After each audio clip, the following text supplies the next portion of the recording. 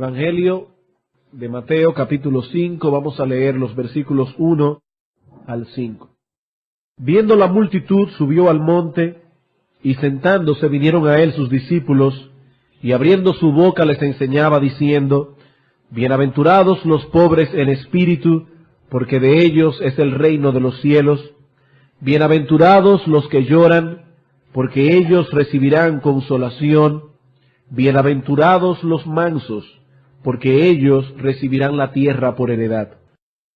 A medida que hemos ido avanzando en estos estudios de la bienaventuranza, o de las bienaventuranzas, porque son varias, algunas cosas se han hecho evidentes. En primer lugar, que todas estas características que el Señor menciona en este texto son esencialmente antagónicas o contrarias a la mente del hombre natural.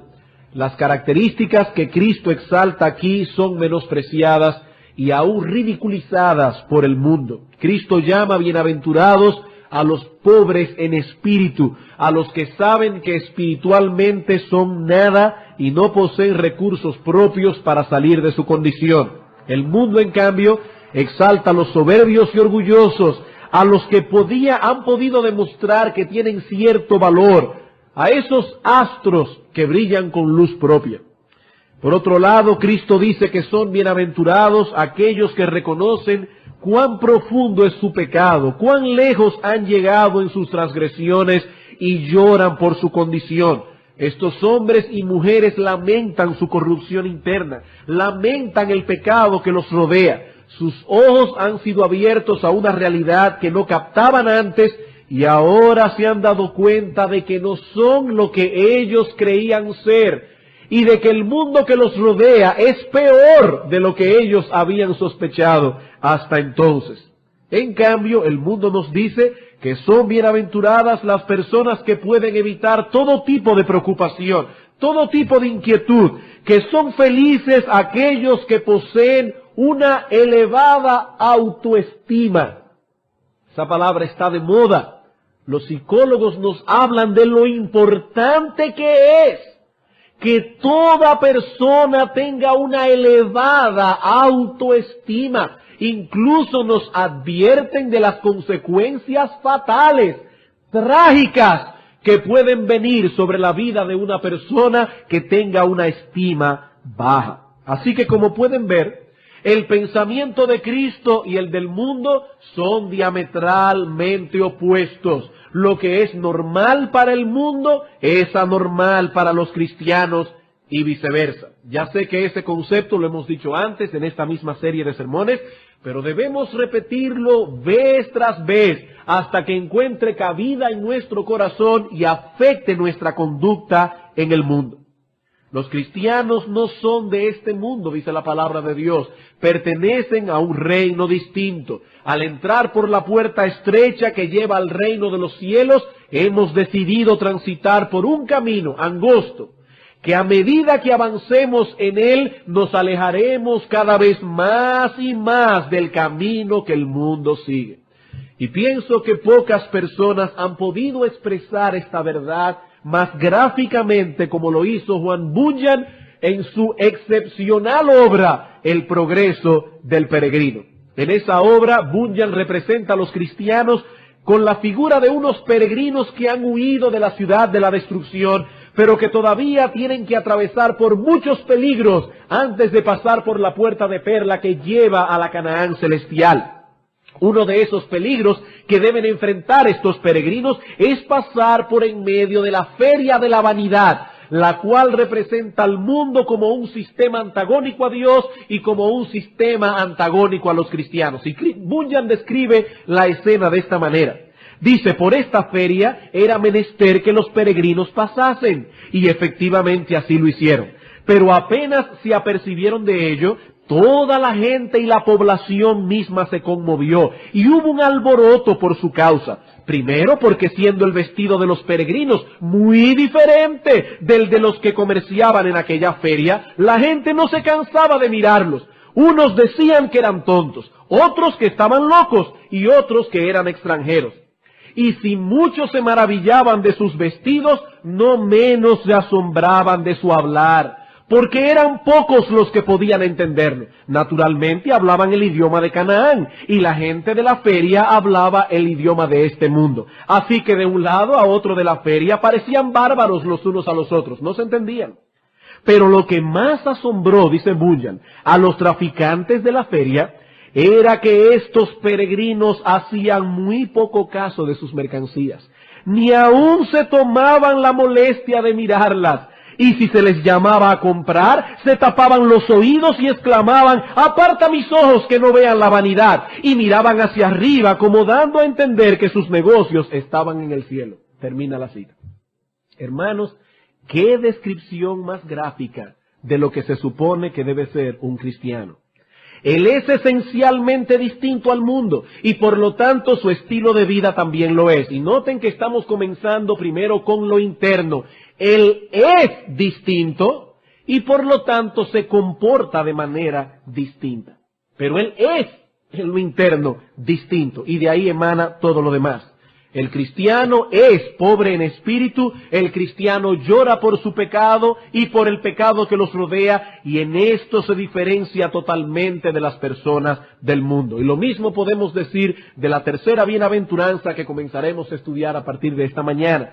El mundo exalta a las personas agresivas, a las que son capaces de obtener lo que desean, no importa el precio que haya que pagar, no importa la cabeza que haya que pisar. Pero Cristo dice: bienaventurados los mansos, porque ellos recibirán la tierra por heredad. Esto es realmente asombroso, sorprendente.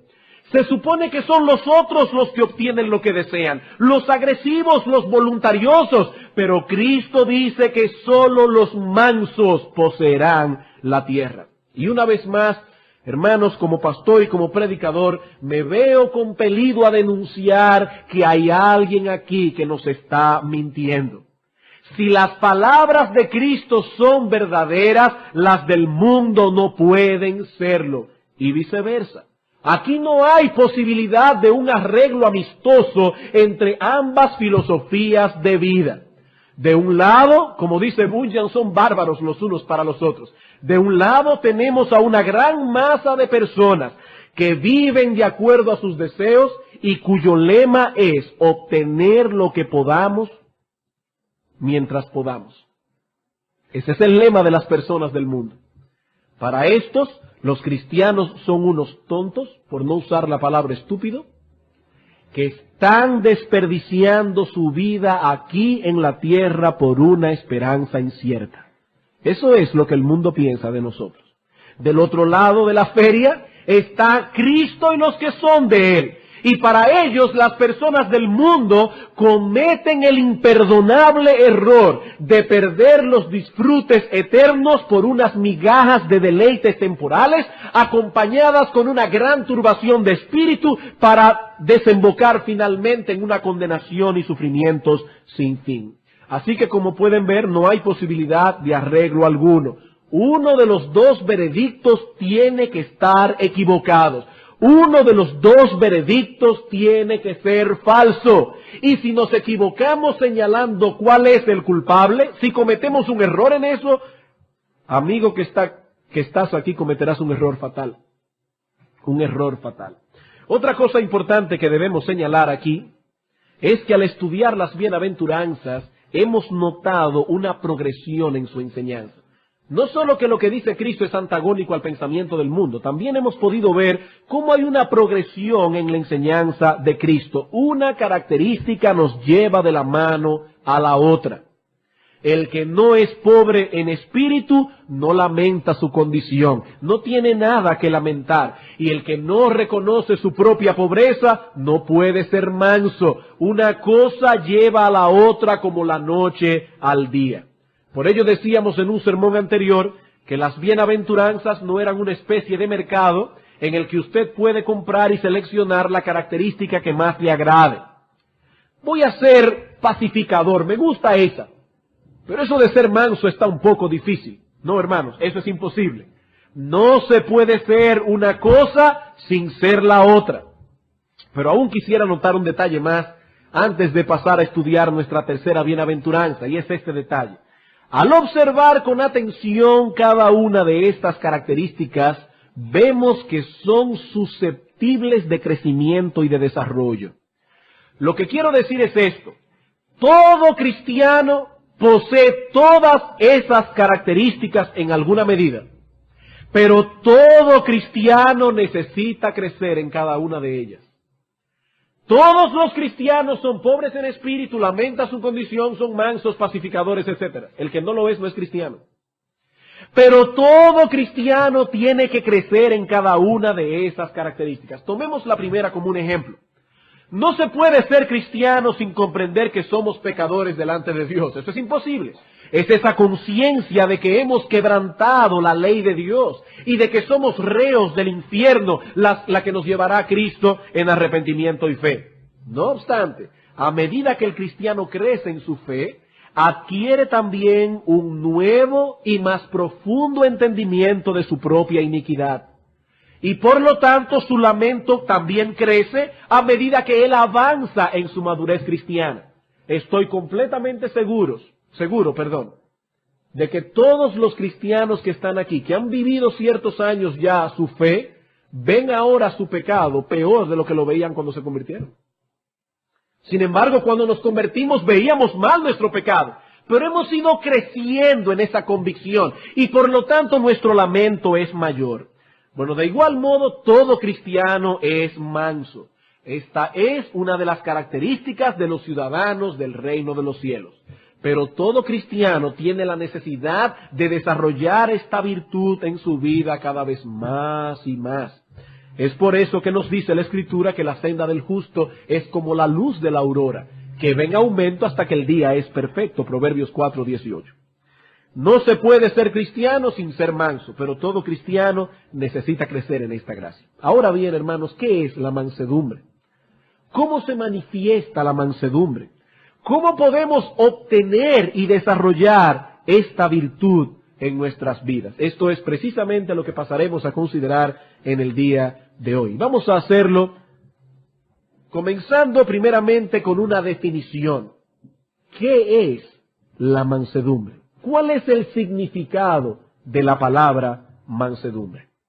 Muchas personas rechazan el concepto de mansedumbre porque asocian esta virtud con ciertas debilidades de carácter. Por ejemplo, algunas personas piensan que ser manso es lo mismo que ser un cobarde, o una persona sin convicciones, que a todo dice que sí para no meterse en problemas. No obstante, vemos que el Señor Jesucristo fue un hombre manso, y que aún así no tuvo ningún reparo en enfrentarse a una gran oposición durante su ministerio. Y lo mismo vemos en el caso de Moisés. ¿Acaso no nos dice el libro de Números que Moisés era el hombre más manso que había sobre la tierra? ¿Y recuerdan ustedes cuando Moisés subió al monte Sinaí a recibir la ley de Jehová? Y dice la Escritura que al bajar encontró al pueblo de fiesta adorando un becerro de oro. ¿Qué hizo Moisés? Dijo, ay caramba, qué pena que el pueblo se está comportando tan mal. ¿Eso fue lo que hizo Moisés? No, Moisés tomó las tablas de piedra, las estrelló contra el piso, las rompió. Tomó luego el becerro de oro, lo pulverizó, lo echó sobre las aguas e hizo que el pueblo entero bebiera del becerro ese. Y luego llamó a los levitas y dijo, ¿quiénes están por Jehová? Los levitas vinieron, sacaron sus espadas y mataron como 20,000 en un solo día. Y era el hombre más manso de la tierra. Moisés. También se asocia la mansedumbre con la indolencia. Con la indolencia. Vemos a una persona que ni siquiera se inmuta ante situaciones adversas y pensamos que se trata de un hombre manso, cuando en realidad este hombre es un insensible. No es lo mismo. Cristo lloró sobre Jerusalén al considerar sus futuros sufrimientos, pero estas personas son incapaces de experimentar semejante dolor. Eso no es mansedumbre, eso es indolencia. Otros confunden la mansedumbre con la buena educación. Hay ciertas personas que han sido educadas para saber cómo responder ante ciertas situaciones, de modo que pueden reaccionar con cierta dignidad humana en medio del dolor y aún en medio de las ofensas. Son personas diplomáticas. Pero esto es algo natural y en algunos casos hasta genético. Eso depende de la educación que hemos recibido, del ejemplo que nos dieron nuestros padres, de nuestra constitución temperamental. Pero la mansedumbre de la que nos habla el Señor en nuestro texto es una gracia divina. Dice la Escritura que la mansedumbre es un fruto del Espíritu. Gálatas 5, 22 y 23. El fruto del Espíritu es amor, gozo, paz, paciencia, benignidad, bondad, mansedumbre. Mansedumbre. La mansedumbre es un fruto del Espíritu. ¿Qué es entonces la mansedumbre? Bueno, alguien ha definido esta virtud o esta gracia como poder bajo control. Poder bajo control. Una persona mansa es aquella que puede sujetar su carácter. Los griegos usaban esta palabra, la palabra praos, para referirse a un potro que había sido domado. Así que lejos de ser una persona débil, el manso posee tal fortaleza de carácter que es capaz de sujetar sus pasiones, sobre todo es capaz de mantener su ira bajo control. En el mundo se dice que una persona posee fortaleza de carácter cuando es voluntariosa, cuando procura de una forma u otra salirse con la suya para satisfacer sus deseos o ambiciones. Y sobre todo si el individuo es bocón, dice, es que fulano tiene un carácter, es un hombre de fuerte carácter. Pero, lejos de poseer fortaleza de carácter, estos individuos más bien carecen de dominio propio. No debemos confundir una cosa con la otra. No es lo mismo tener fortaleza de carácter que poseer un carácter agresivo. No es lo mismo. Es tal la debilidad de estas personas que sus pasiones lo dominan, sobre todo la ira y el enojo. Así que no tienen fortaleza de carácter, más bien son débiles. Son voluntariosos porque no pueden refrenar sus impulsos, ni pueden poner freno a sus deseos. Salomón nos dice en Proverbios capítulo 16, versículo 32, que aquel que tarda en airarse es mejor que el fuerte, y que el que se enseñorea de su espíritu es mejor que aquel que puede tomar una ciudad. El mundo exalta a los guerreros, a los agresivos, pero es más fácil enfrentarse a un ejército enemigo que ponerle un alto a nuestros deseos y a nuestras pasiones. El hombre manso posee esa capacidad. Su fortaleza interior lo ha capacitado para domar ese potro salvaje que está en su interior. El puritano Thomas Watson define la mansedumbre como una gracia por medio de la cual somos capacitados por el Espíritu de Dios para moderar nuestras pasiones. Es una gracia por medio de la cual somos capacitados por el Espíritu de Dios para moderar nuestras pasiones. Así que lejos de ser un síntoma de debilidad, la mansedumbre es un síntoma de fortaleza. Mientras el hombre natural se enciende en sus pasiones en medio de la ofensa, el hombre manso posee la capacidad de controlarlas. Eso es mansedumbre. Y debemos enfatizar que esa capacidad no es natural ni tampoco aprendida. Eso no se aprende, eso no es natural. Si hurgamos un poco más adentro, tratando de descubrir cuál es la raíz de esta virtud, descubriremos que la mansedumbre es producto de un nuevo entendimiento de nosotros mismos que nos lleva a reaccionar de cierto modo ante los demás. El doctor Martin Lloyd-Jones lo define de esta manera. La mansedumbre es básicamente tener una idea adecuada de uno mismo, la cual se manifiesta en la actitud y conducta que tenemos respecto a otros. Termina la cita. Y pienso que esta definición del Dr. Lloyd-Jones encaja perfectamente en el contexto de las bienaventuranzas. Comienza con la pobreza de espíritu y de allí se va extendiendo a todo lo demás. Se es manso cuando se es pobre en espíritu. El hombre que no es nada, y él lo sabe, no tiene nada que exigir, nada que defender. El hombre orgulloso y soberbio se encuentra en un pedestal del cual no quiere ser derribado, pero el que sabe que está en el piso no tiene miedo de caerse, no tiene nada que defender. No tiene nada que exigir. Como podemos ver entonces, la mansedumbre comienza con una visión adecuada de nosotros mismos. Cuando el Señor Jesucristo dijo a la mujer cananea que no era justo quitar el pan de los hijos para dárselo a los perrillos, esta mujer no tuvo nada que replicar. Simplemente se limitó a decir, sí, Señor. Pero aún hasta los perros comen de las migajas que caen de la mesa de sus amos. Eso es mansedumbre. Tú me llamas perro y yo reconozco que tú eres el Señor. Eso es mansedumbre.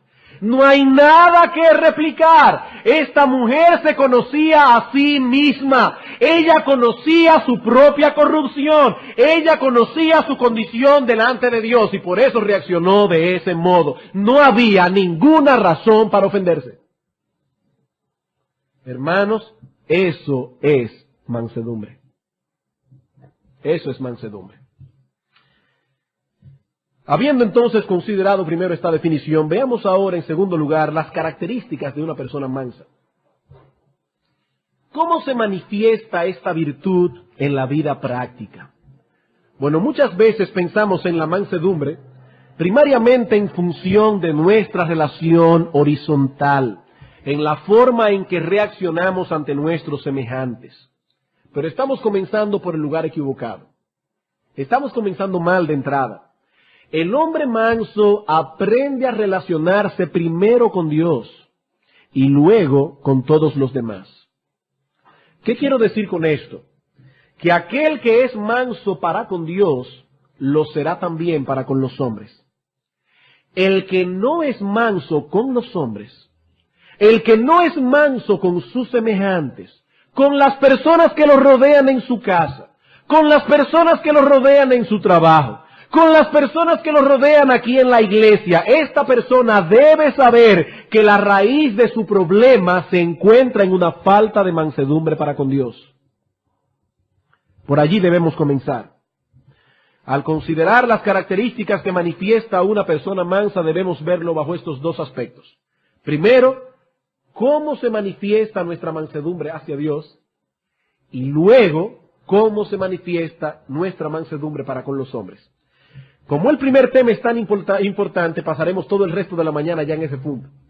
Esta tarde, si Dios lo permite, consideraremos la segunda parte. La mansedumbre hacia Dios. ¿Qué significa ser manso para con Dios? Significa básicamente dos cosas. Dos cosas. En primer lugar, significa que seremos sumisos a su voluntad, sobre todo cuando nos encontramos en medio de una providencia aflictiva, cuando estamos pasando por el fuego de la prueba. ¿Quién es una persona mansa para con Dios? Aquella que es sumisa a su voluntad, sobre todo cuando en esa voluntad Dios nos mete en el horno de la aflicción.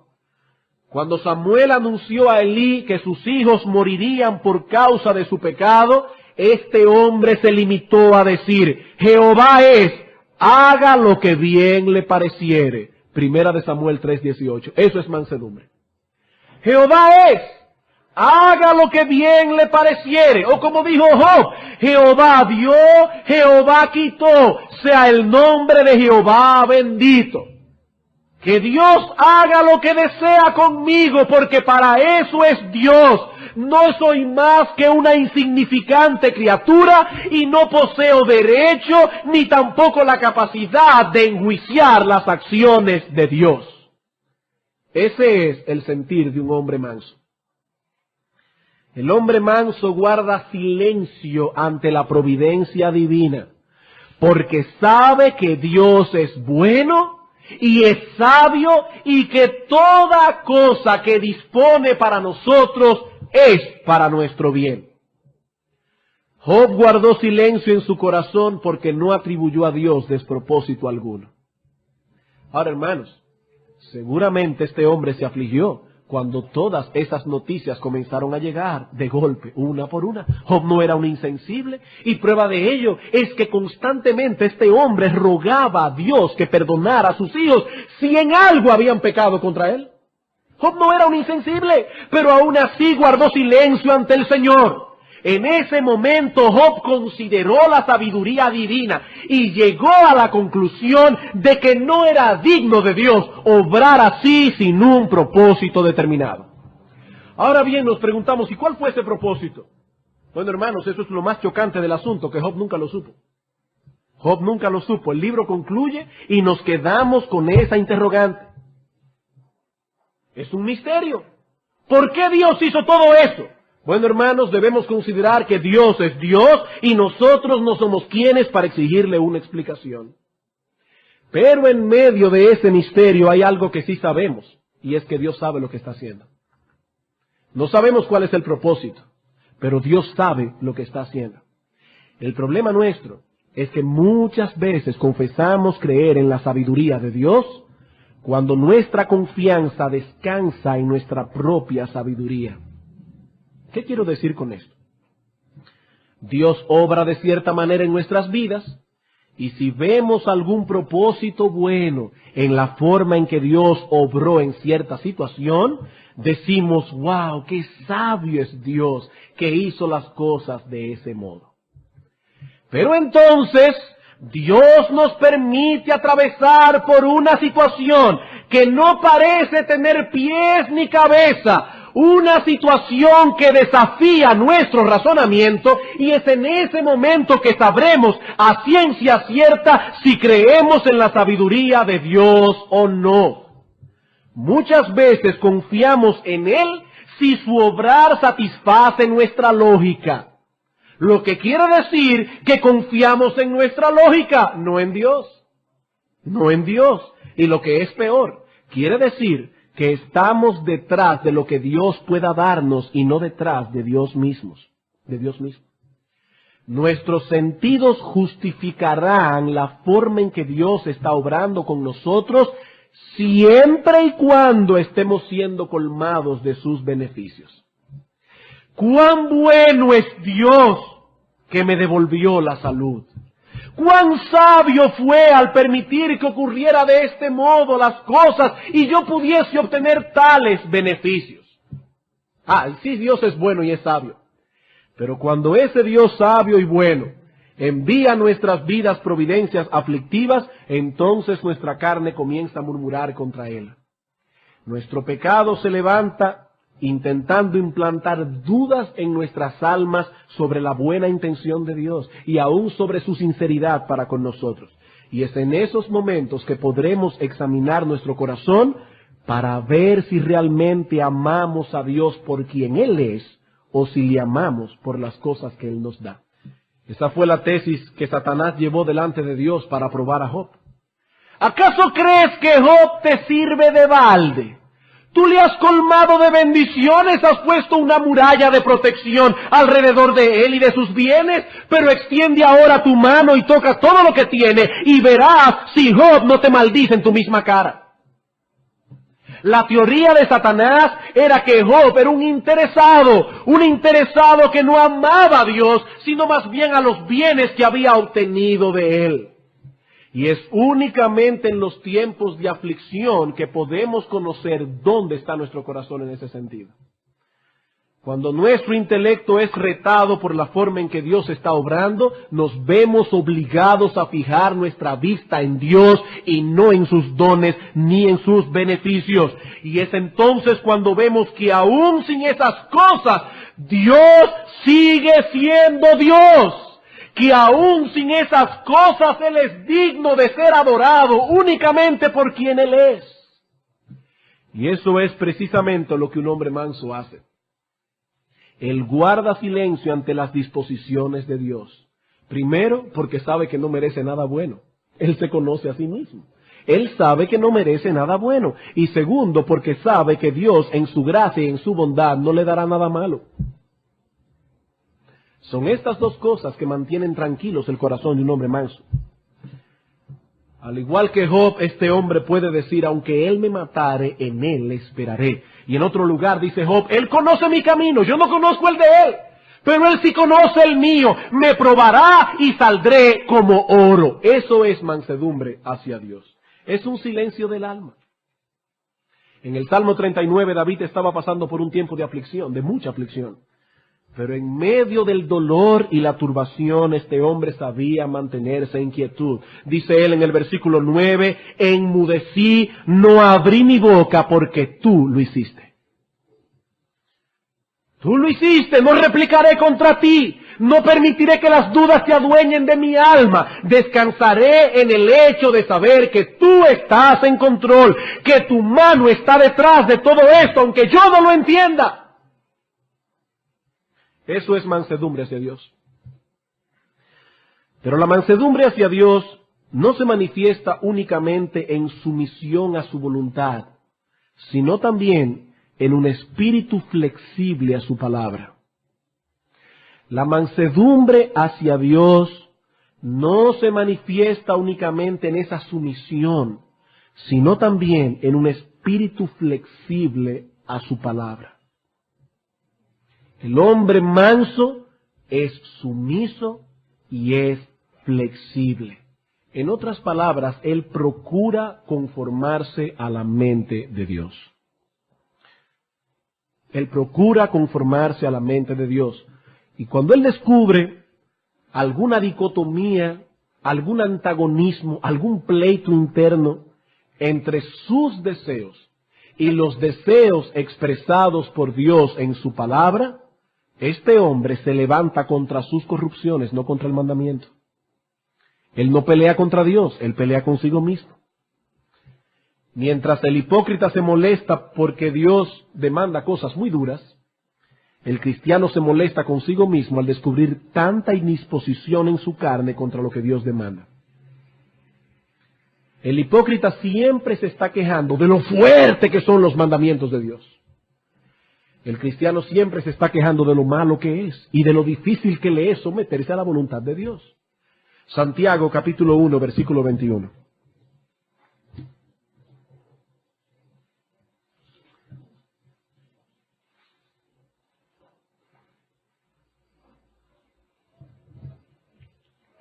Santiago capítulo 1, versículo 21. Por lo cual, desechando toda inmundicia y abundancia de malicia, recibid con mansedumbre la palabra implantada, la cual puede salvar vuestras almas.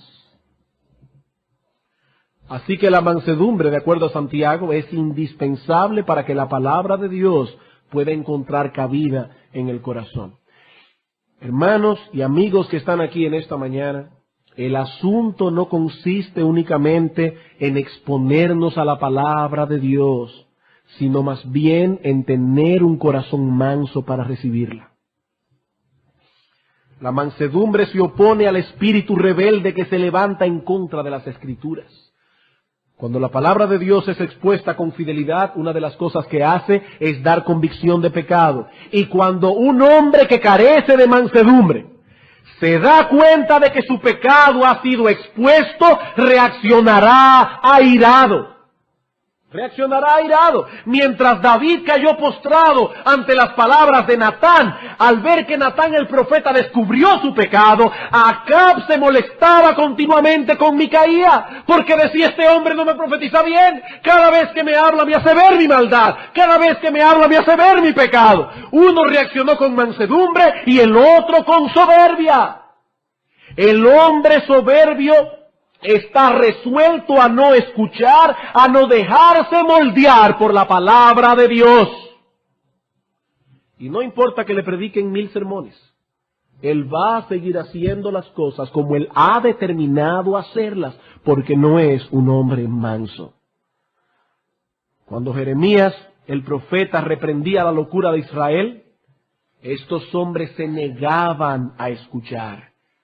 Y decían ellos en Jeremías 2:25, no hay remedio en ninguna manera, porque a extraños he amado y tras ellos he de ir. No importa lo que digas, predicador, he de seguir viviendo de ese modo. Por supuesto, algunos no lo harán tan descaradamente, sobre todo si profesa ser cristiano. Porque hay muchas personas que profesan ser cristianos y tienen ese mismo espíritu.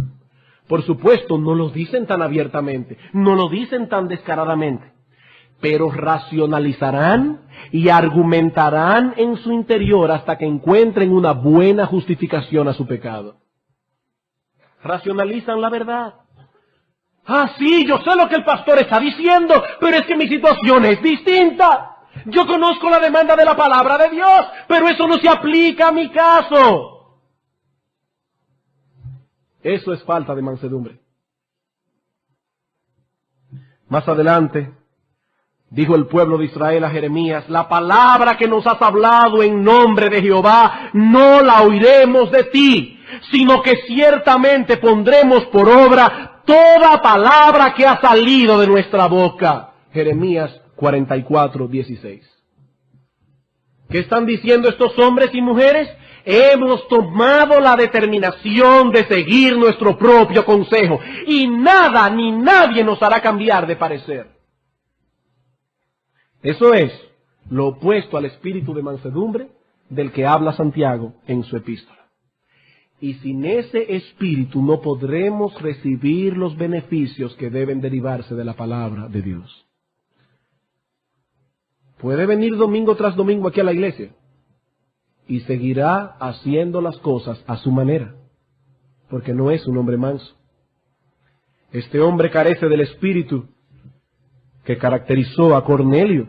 ¿Recuerdan a Cornelio, aquel gentil que mandó a buscar al apóstol Pedro? Este hombre era justo, pero aún así no conocía todavía la fe del evangelio. En Hechos capítulo 10, versículo 33, cuando Pedro se encontró con este hombre, él había reunido a toda su familia y a todos sus amigos. Y las palabras de este hombre fueron: así que luego envié por ti, y tú has hecho bien en venir. Ahora pues, todos nosotros estamos aquí en la presencia de Dios para oír todo lo que Dios te ha mandado. Eso es un hombre manso. Y es interesante notar que cuando Pedro llegó a esa casa, su introducción no fue lo más agradable que pudiéramos decir. En el versículo 28, Pedro todavía no conoce a esta gente, llega a la casa y le dice: vosotros sabéis cuán abominable es para un judío juntarse o acercarse a un extranjero. Cornelio pudo haberle dicho: pero ¿quién te crees tú que eres? Por el hecho de ser judío te crees superior a mí. Pero este hombre sabía que Pedro era un enviado de Dios. Y él decía: Pedro, estamos aquí, yo, mi familia, mis amigos, para oír todo lo que Dios te ha mandado. Hasta ahora, Pedro, yo creía una cosa, pero cuando escuche la palabra de Dios y vea en su palabra que las cosas son de otra manera, puedes estar completamente seguro que voy a cambiar mi forma de ser, voy a cambiar mi forma de actuar. Aquí estoy, Pedro, dime, ¿qué es lo que dice Dios? Los hombres y mujeres mansos van a la iglesia a escuchar la palabra de Dios con ese espíritu. Con ese espíritu.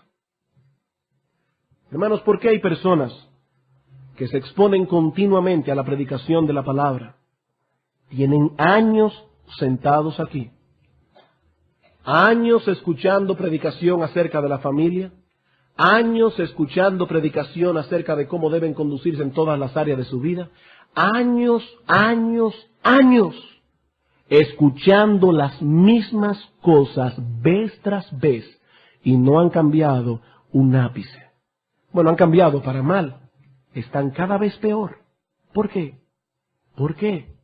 Porque la palabra de Dios solo encuentra cabida en un corazón manso. En un corazón manso.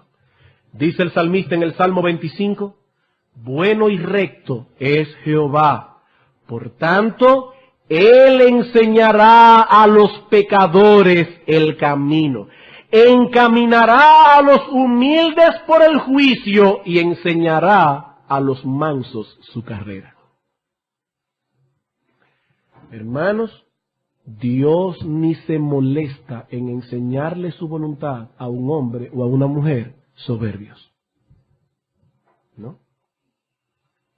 Ahora noten algo. Hay esperanza para el pecador. Dios ha prometido mostrarles el camino. Dice, bueno y recto es Jehová. Él enseñará a los pecadores. Allí no se dice que solo un pequeño de supersantos conocerán la voluntad de Dios. Él está hablando de pecadores. pero de pecadores que saben que son precisamente eso, pecadores. Dijo el Señor, yo he venido para que los que creen que ven sean cegados y para que los ciegos vean. Estas personas de las que nos habla el Salmo reconocen su condición, reconocen su necedad y por lo tanto no cometen la locura de confiar en sí mismos. ¿Ven, hermanos, cómo siempre volvemos al mismo punto? La mansedumbre comienza con la pobreza en espíritu. Ese es el punto de partida. Si sabemos lo que somos, ya no confiaremos tanto en nosotros mismos y doblegaremos nuestra voluntad a la voluntad de Dios. Eso es mansedumbre hacia Dios. Y cuando somos mansos para con Dios, lo seremos también en nuestro trato con los demás. Pero como decía, eso lo trataremos en nuestro próximo sermón. Pero todo comienza con la mansedumbre hacia Dios. Para terminar, quisiera decir unas palabras. La mansedumbre parte de un entendimiento correcto de nosotros mismos. Y ese entendimiento solo puede ser alcanzado cuando nos contemplamos a la luz del carácter santo de Dios y a la luz de su voluntad revelada en su palabra. Seremos mansos en la misma medida en que comprendamos nuestra pequeñez, nuestra insuficiencia, nuestras debilidades y pecados. Hermano, considera por un momento a dónde te llevó tu razonamiento, a dónde te llevó tu lógica cuando tú no conocías a Dios. ¿A dónde te llevó? Y si tu corazón ha sido abierto, tu entendimiento ha sido abierto, te has dado cuenta de tus limitaciones, te has dado cuenta de tus debilidades, te has dado cuenta de tus pecados, te has dado cuenta de lo mucho que tu carne no glorificada todavía es atraída hacia la maldad, hacia el lodo del cual Dios te sacó. ¿Cómo puedes seguir confiando todavía en ti mismo? ¿Cómo puedes cometer el error de decir, eso dice Dios, pero yo digo otra cosa? El hombre que es pobre en espíritu no hace eso. No hace eso. Por eso debemos orar insistentemente a Dios, que nos dé una visión correcta de nosotros mismos, porque sin ella seremos soberbios y arrogantes. Nuestro corazón se endurecerá y no escucharemos la voz de Dios. ¿Y saben algo? No hay un estado más miserable que el de aquel hombre a quien Dios lo abandona a su propia suerte. ¿Recuerdan ustedes a Sansón? Sansón era un nazareo a quien Dios invistió de muchas capacidades extraordinarias. Pero dice la Escritura que este hombre pecó contra Dios, violó los acuerdos o violó las estipulaciones del pacto que él había hecho como nazareo. Y cuando quiso hacer otra vez aquello para lo cual Dios lo había capacitado, no pudo. Dice la Escritura, Sansón no sabía que Jehová se había apartado de él. ¿Y cómo murió Sansón? Murió como un payaso de circo. Le sacaron los ojos y los filisteos comenzaron a divertirse con él. El gran Sansón murió como un payaso porque no sabía que Jehová se había apartado de él. No hay un fin más miserable que el de aquel hombre a quien Dios lo ha dejado solo, que el de aquel hombre a quien Dios le ha endurecido su corazón porque no era un hombre manso para escuchar su palabra. Porque cuando venía a la iglesia a escuchar, sus oídos estaban tapados a la voz de Dios. Pero Cristo dice aquí que los mansos son bienaventurados. Bienaventurados. Y bienaventurados no solo porque heredarán la tierra, sino porque Dios ha prometido mantener una comunión especial de intimidad con esos hombres y mujeres que conocen ese tipo de mansedumbre.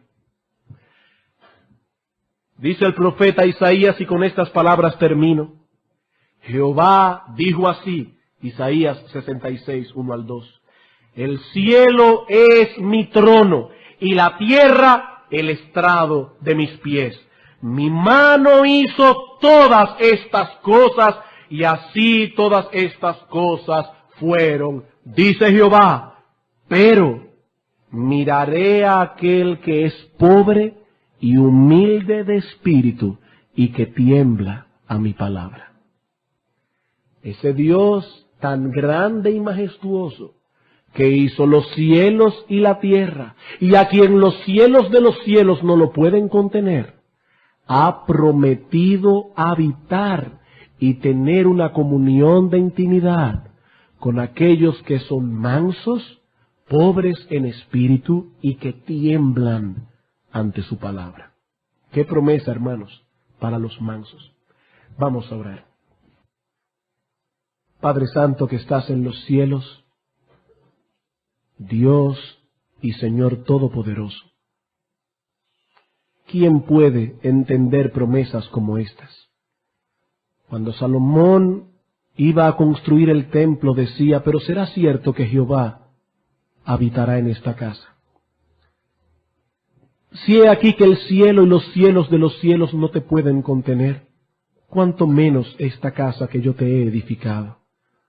Sin embargo, dice tu palabra, que aquellos que te aman, tú y tu Hijo, vendrán y harán morada con él.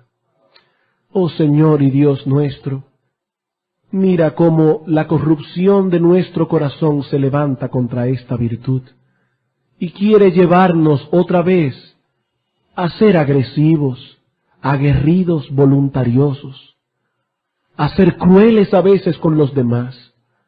Señor, ayúdanos, porque en nuestras propias fuerzas no podemos ser mansos. Ayúdanos, oh Dios, porque en nuestras propias fuerzas esto es imposible. Pero dice tu palabra que ese es uno de las características del fruto del Espíritu en nuestra vida, el cual tú has prometido desarrollar en el corazón de aquellos que te aman. Prepara, oh Dios, nuestros corazones ahora para lo que escucharemos esta tarde. Te lo suplicamos en el nombre de Jesús. Amén.